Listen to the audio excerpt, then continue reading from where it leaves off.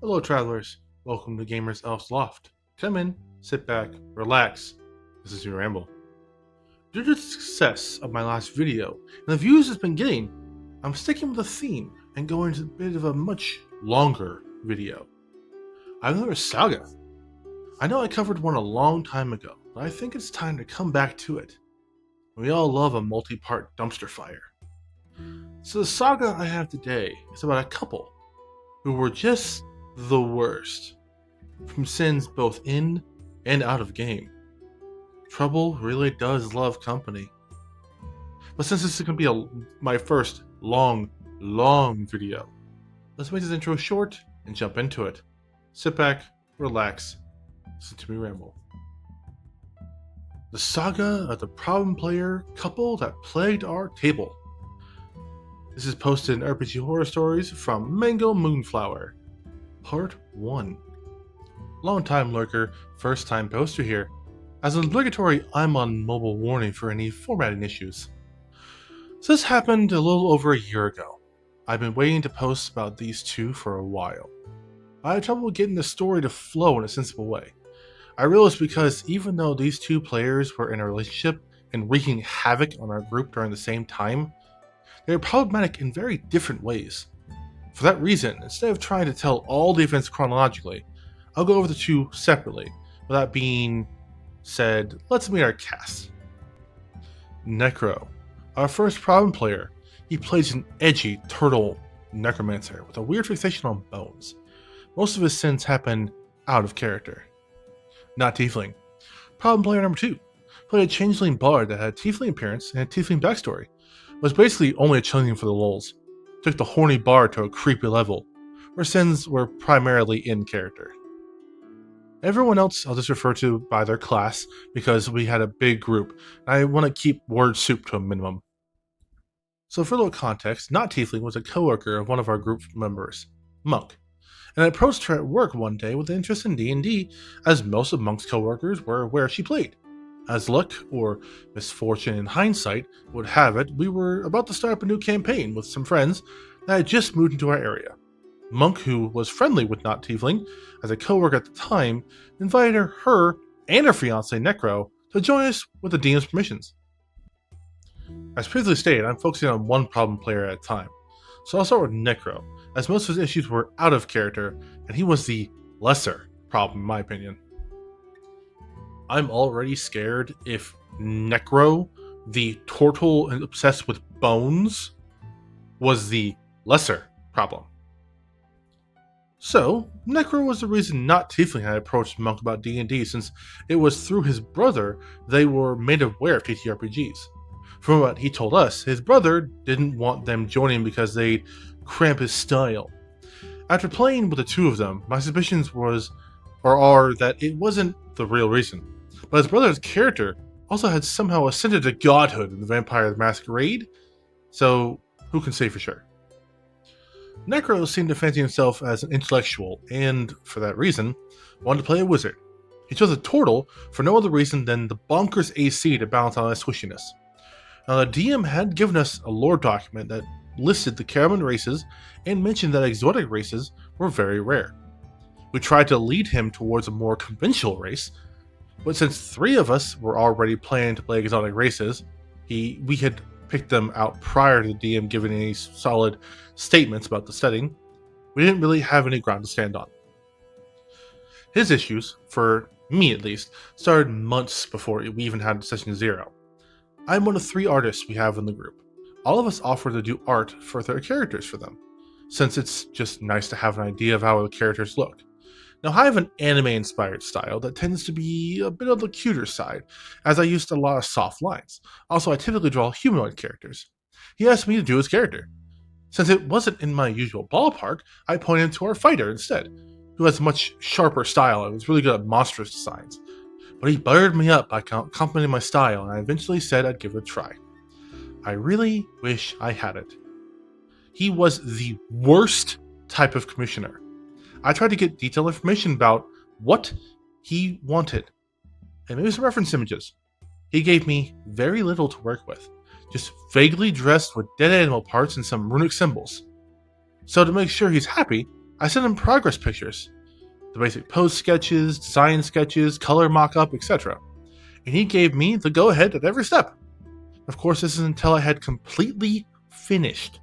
All of a sudden, he wanted a complete overhaul in design, even going back on stuff he specifically requested. I started over from scratch, and the way he offered critiques came off as kind of rude, grading elements of the design on scores of 1 to 10. At least he kept the magnum opus of the OG design, a sash fashioned out of vertebrae and fishing wire. Now, him being a bad commissioner did put me off, but that didn't mean that he wasn't going to be a bad player, and for that most part, he wasn't. At least not when he was in character. Despite the edgy backstory, he was playing a necromancer in a good aligned party. He actually played along with the party's desires. He did have some minor main character syndrome, but it could have been worked around. Outside of character, though, was a different story. He insisted at having Session 0 at their place, which was a nightmare for a number of reasons. While the rest of us lived fairly close to each other, they were a nearly 30-minute drive out of the way in the middle of nowhere. He claimed to have a good space for playing, and considering that his older brother hosted his games, we were optimistic. And his brother's space did seem nice. Too bad we were instead sequestered to a little tiny section of the house dedicated for them. They had a decent-sized table, but most of their seating was uncomfortable, low, for the height of the table. On top of that, instead of traditional lighting, they had these color-changing rave lights. They also had a very excitable dog, who was all over the rest of us. While the majority of us didn't mind having the little dog snuggling, this dog was constantly trampling over someone, and his untrimmed nails left some of us with some decent scratches. Necro ended up putting him into another room, but not Tiefling argued for him to be let back out. Now, I don't know about this until after we cut ties with them, but according to the other players, he said something along the lines of, "Do we need to go to the other room and have a talk?" to her because of this. Necro also really didn't seem to like the DM for some reason. If I were to guess though, with the DM being one of the smartest people I know, and with Necro seeing himself as intellectual, he might have felt threatened by him. On many occasions, he argued against our DM's rulings. One instance during a non-canon battle royale we played due to the player being out of town, our druid used Ice Knife on a creature, and he was next to it. He failed his Dex save against the Ice Knife strategy effect, and took the appropriate damage. He tried to argue with the DM that it still should have hit because of his turtle shell. His turtle also had a thing for bones, and even had a ship made out of bone in his backstory. His obsession with him really became a problem when he tried to homebrew a spell. And I'll use his DM's own words because he put it best. Guys, he wanted to be able to turn enemies into bone. No save. With a fucking level 2 spell. I asked him to look at the other level 2 spells to get an idea of what power they have, and he was like, "Oh no, man. Seems like something I should be able to do already." He also didn't consult the DM when coming up with his character's backstory. In his backstory, an Albolith showed up and destroyed his entire people, leaving only him behind. While Alboliths exist in our DM's world because of some fuckery with the plane of water, they live beyond 100 feet below the surface and wouldn't have been able to come close enough to the surface to pick off an entire people. He refused to work with our DM to come up with an alternative backstory, so our DM, frustrated, just decided not to put any of his backstory details into the campaign. Less prevalent, but Necro also had this weird habit of parroting, not Tiefling. He scolded her for her decisions and used his character to make her behave more suitably, which, when we cover her, will make some sense, but the whole dynamic was just weird. This post ended up being way longer than I figured it to be. Next time I'll cover the real big fish, not Tiefling. You can expect adventures of foot fetishes, shenanigans, and boofing crab shells. I don't know what boofing means. I don't think I want to. If you have any questions or need clarification about what happened in this part, leave a comment and I'll do my best to answer. See you next time. Quick edit. So I showed this post to my party members, and Monk pointed out something crucial that I forgot. During Session 0 at their place, Necro also tried to convince Not Tiefling to feed their dog a pot brownie to settle him down. I shouldn't have to explain why it's bad. So let me get this straight. We have an edgelord, turtle, warlock, wizard, necromancer that doesn't know power levels of spells, doesn't know to not be mean to dogs, doesn't know that a pot brownie will kill a dog, also parents his partner. I'm not hopeful for this. Also, do I want to know what boofing is? Probably not. Part 2 of the problem player couple that plagued our table. Something I failed to mention in part 1, with the exception of Necro's art commission from hell, all these stories take place over the course of only 5 sessions, 6 kind of the non-canon battle royale. So with that in mind, let's reintroduce our cast. Hi, so I'm not going to reintroduce the cast every single time because they do this in all 3 parts. But we know the cast from the first part. If we don't, just go back to the first part. But yeah. So DM is a type that likes to tie backstories into the campaign. So he asked us to write a little bit about background information and give it to him prior to Session 0. While Necro gave DM a backstory that didn't really fit, at least he gave him something. The same cannot be said for Not Tiefling. She just wouldn't give him anything. It was so bad he had to set a date for people to submit backstory information for him. She sent into him a day of. It was maybe 4 sentences long, based on the writing style and how arrogant she seemed when the DM would bring up stuff from her backstory. We're almost 99% sure that Necro wrote it for her.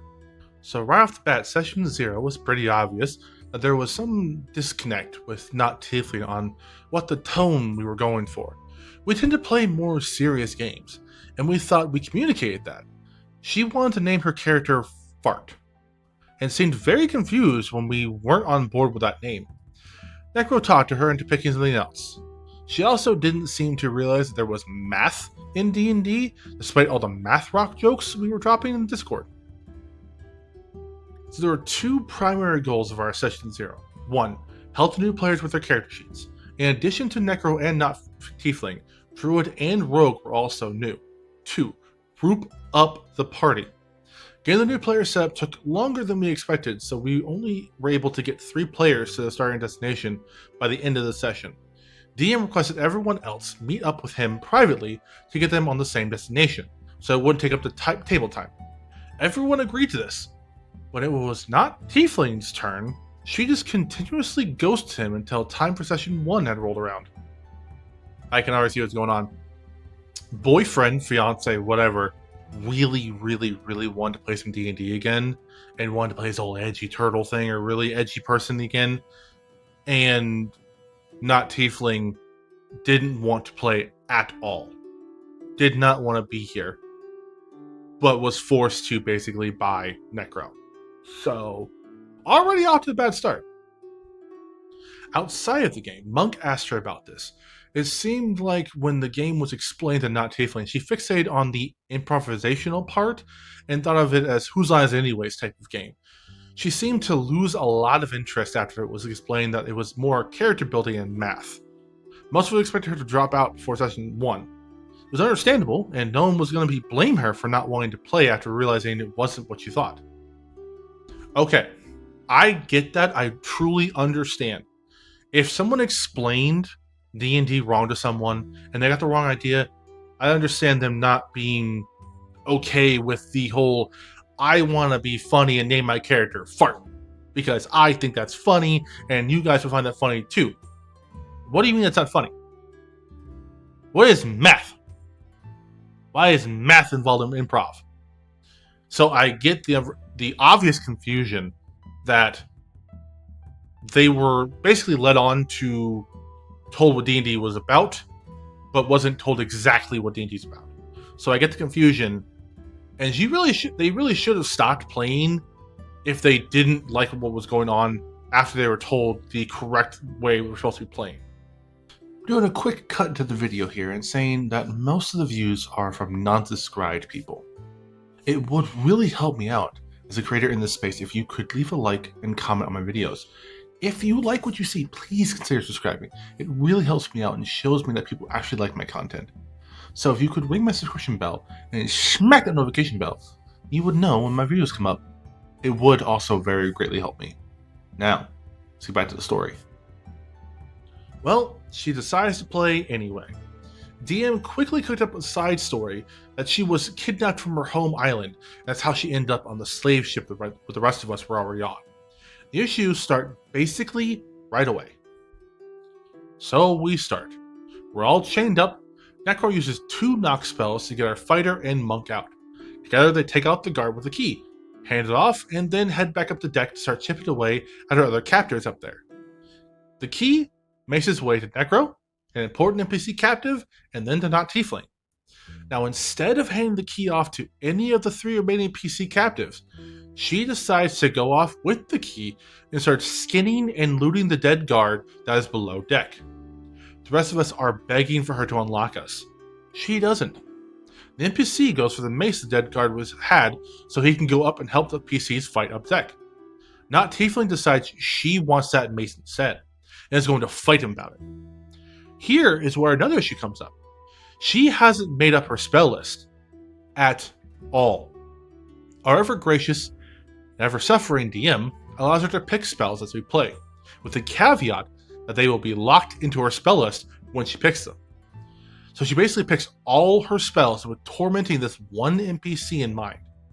Luckily, she's a bard and doesn't know much about spells, so the worst she does is this NPC is burn him with heat metal. Eventually, I just convince him to give the weapon to her in exchange for the key, with the promise I'll make him weapons so he can use when he unlocks us. I play a creation bard. So finally at the end of the session, Druid, Rogue, are able to be free. Session 2. Now the whole party is free and are about to start taking out captives at a faster rate. Meanwhile, Not Tiefling is still below deck, harassing the same NPC who is still trying to find his old gear. We eventually take over the ship, with no help from her. We exchange names and end the session. As a side note, I'd like to add that our problem player 1, Necro, spent a significant amount of time this session trying to swim away from the rest of the party for no real reason. Session 3. We find an item on board that converts salt water into fresh water, which is pretty crucial since we are in the middle of the sea. Unfortunately, one of the only container options we have is a magic rope. Not Tiefling found that can curl into a bowl. As a result, she is tyrannical about who gets what. The Warlock decides to steal some water. She doesn't notice, but still metagames to find out it was him. Unnecessary PvP issues. I end up placating her character by having my character offer a token from her home island as payment for the missing water. Session 4. She played remote, so this one was the only tolerable session she was part of.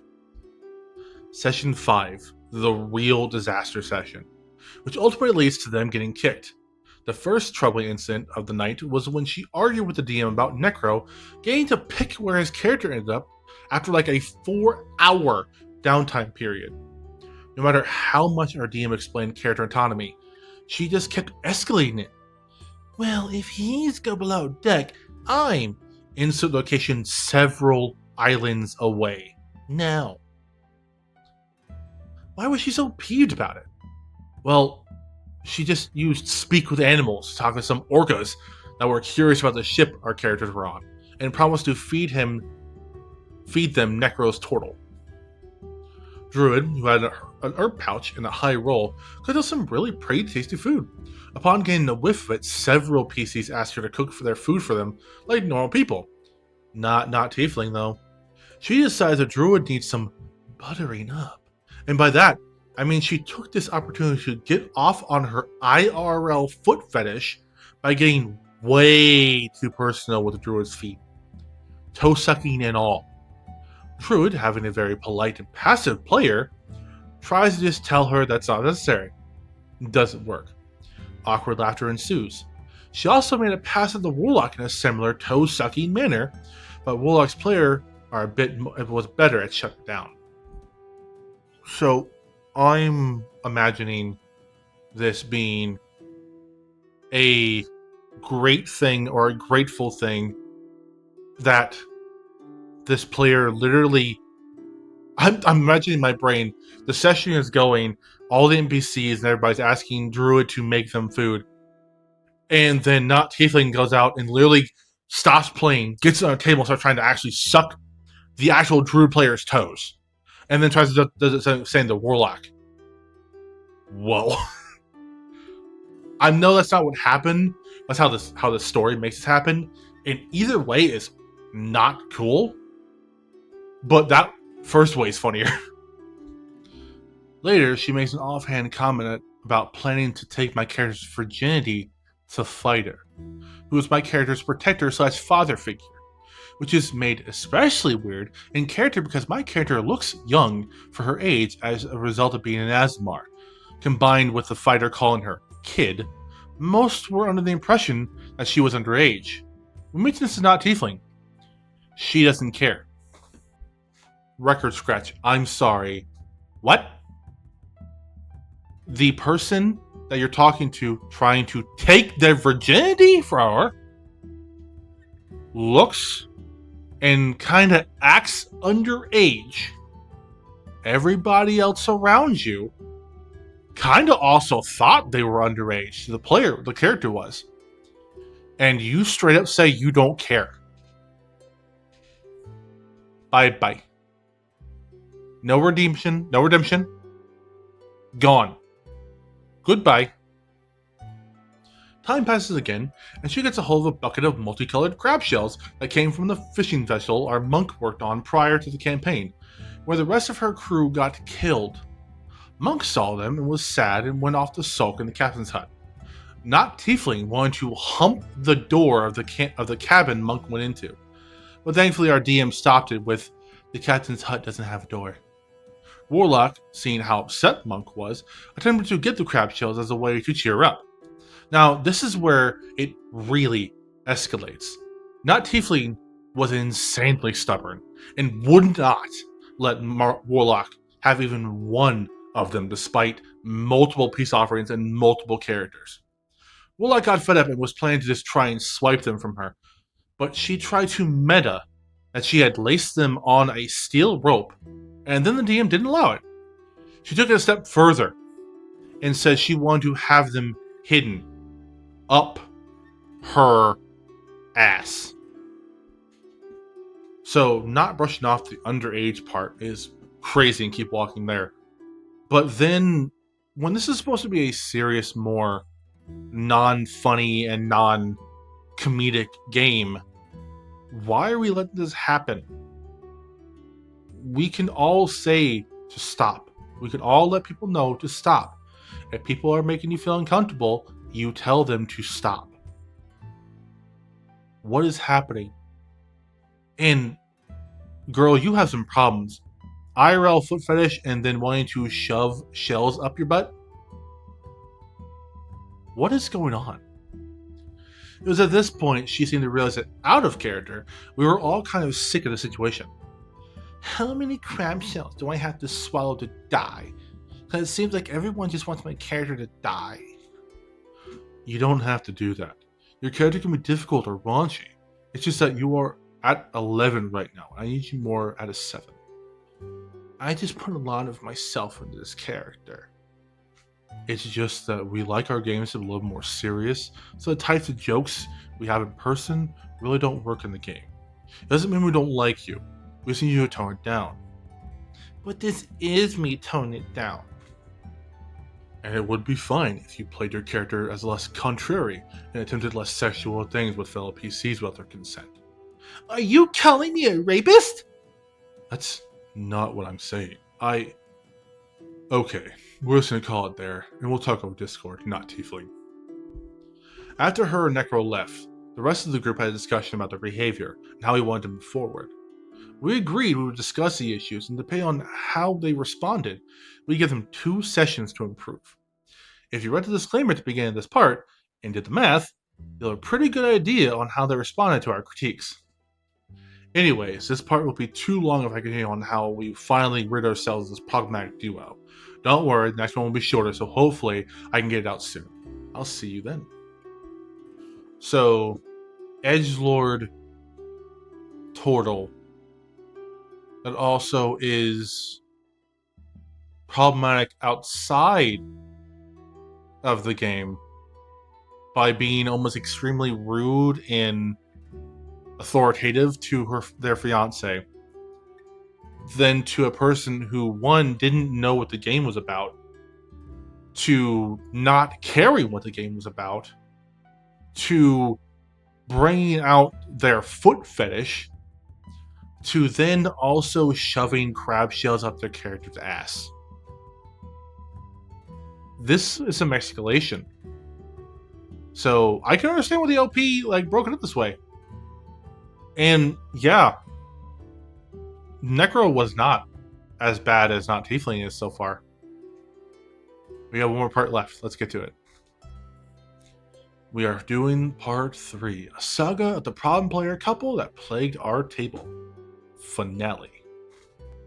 So when we last left, the DM was planning to have a conversation with Not Tiefling about the dumpster fire that was our last session.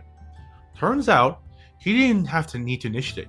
She messaged first, somehow still confused about what she was doing wrong and why no one said anything to her directly.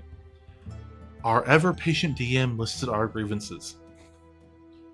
Being contrary, trying to name her first character Fart, trying to boof crab shells, the foot stuff, PvP, not making an effort to learn how her class worked. He mentioned how we had in fact addressed stuff. We just did it in the flow of the game, so we just didn't have the full stop to coach her about what she was doing wrong at every corner. She said she'd probably just quit and leave us to our game. Our DM gave her until 2 days before our next session to decide for sure. Necro also messaged the DM at this time to tell him that he was weighing heavily on Not Tiefling and asking if he was doing anything wrong. To a lot of us, it also seemed like he was trying to throw her under the bus with the way he phrased it. The DM said he was almost fine in character, but the dynamic between him and Not Tiefling made things tense sometimes.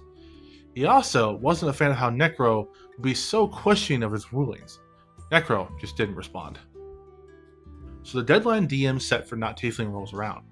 Now has she decided to take our critiques and stay in the game, or has she decided it's not for her and she's going to stop playing with us? Neither. She decides we were wrong to say she was doing bad, because only that one time, and she's going to keep how she was. Great. The DM tried to point out other incidents and explained why they were wrong, but she just kept insisting it wasn't as bad as we were saying, and we were honestly miffed. So we debated for a while whether we were going to give her those chances to shape up, or if we were just going to kick her, because she seemed so unreceptive. Monk advocated for letting her have the second chance, mostly because of the coworker situation. The rest of us were over it though. The fact that she was basically throwing out our concerns was so frustrating, and we couldn't see her improving. We also discussed whether just to kick her out or to kick Necro with her. This is when a lot of the incidents covered in part 1 came out. So the majority ruled that both of them needed to go. DM spends the day drafting up messages to kick them. We review it and make sure it's professional, and list out all the grievances so they can't deny them. We wait for Monk to get off work so she doesn't have to be around Not Tiefling when the news drops. Then we fire it off. They don't take it well, of course. Not Tiefling starts chanting at us to tell it to her face, like a middle schooler trying to initiate a fist fight, while Necro, with his superior intellect, calls our conflict resolution skills subpar, and tells us how he'd never consort with us. I don't remember a lot of the details after that, but it gets ugly. Monk, Warlock, and I stay on the sidelines while Fighter and the usual passive druid give them a verbal smackdown, occasionally tagging in DM and Rogue. Once things teeter out, Monk deleted the Discord with those two on it, and we moved to a friend Discord we had before.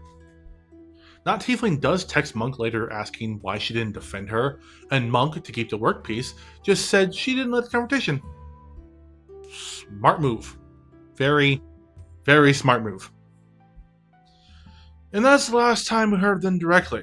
Through work rumors, we found out that after they got married, they tried to change their names to absolutely bonkers names, which include religious and scientific terms they didn't even seem to understand the meaning of. The state naturally rejected the name change. They eventually moved out of our state, which we jokingly take credit for. and that's the end of our deal with the problem player couple. Luckily, we haven't had trouble with any players before or since, but I have had some DM trouble recently. Depending on what comes with that, this may not be my last tale.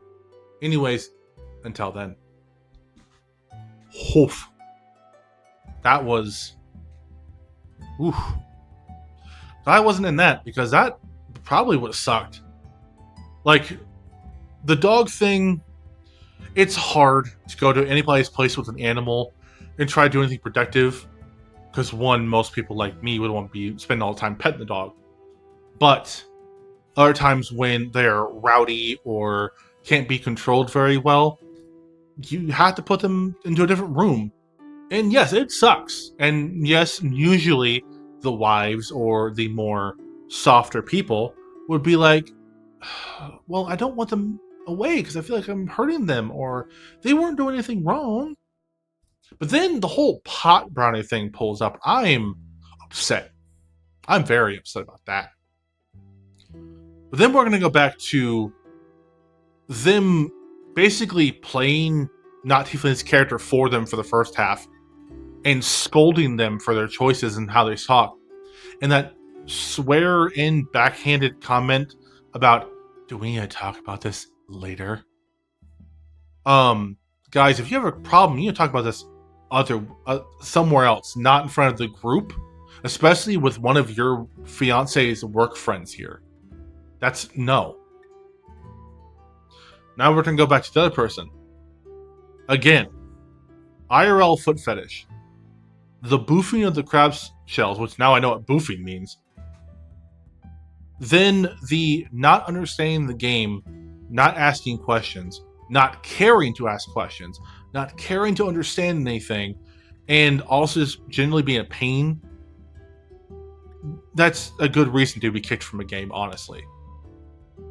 And then, of course, when the entire group, does a professional, hey, we're not comfortable with you guys playing with us anymore type of situation, of course, this problem couple is going to be like, well, we didn't do anything wrong. You guys wanted to do anything wrong because you take everything too seriously. I kind of figured that was going to happen. Honestly, I did. And I'm sorry you guys had to go through that, but luckily, so far from what we heard, you haven't had problems before or since. So that's a good thing. But I can only imagine how bad that couple is in real life. And I feel sorry for the future children if that happens.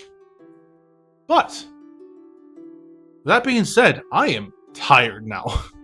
That was a long story. And I hope you guys enjoyed yourselves. And I will try to do more sagas in the future. But also, I'm going to try doing more or other things besides D&D and TTRPGs. I was thinking about maybe doing just gaming in general. There's a whole gaming subreddit. Do that portion.